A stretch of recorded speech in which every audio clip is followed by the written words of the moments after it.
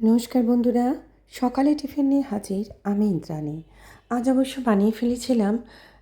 প্রথমে কড়ার মধ্যে তেল দাও বা একটু ঘি দাও, যাই দাও, দেওয়ার পর একটু পেঁয়াজ কুচি আর সামান্য একটু রসুন কুচি দেবে। আর এদিকে আমি কিছু ঢ্যাঁড়স ভেন্ডিকে কেটে রেখেছিলাম, জল দিয়ে ধুয়ে এমনি কেটে সেগুলোকে দিয়ে দিলাম এই একটু পেঁয়াজ আর রসুনের ওপর দিয়ে করো নাড়াচাড়া।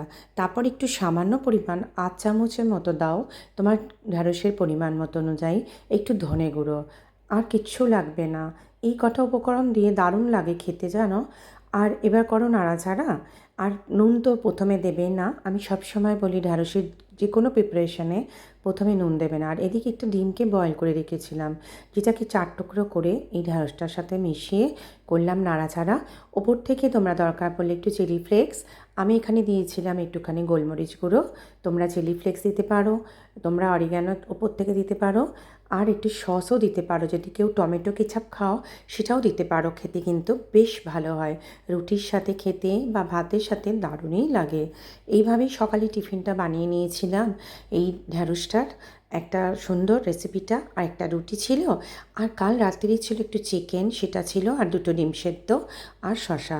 এটাই ছিল সকালে টিফিন। যেহেতু রোজ দিন তোমাদের সাথে টিফিন শেয়ার করি, তাই করে ফেললাম।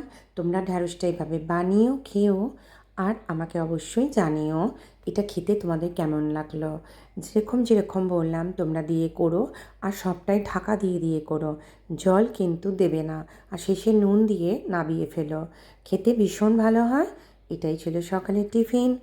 আর এরকম সামান্য কিছু উপকরণ দিয়ে এরকম সকালে টিফিন খেতে বেশ ভালো লাগে, হালকা ফালকা, বেশি রিচও নয়। তো তোমাদের কেমন লাগলো জানিও। টাটা।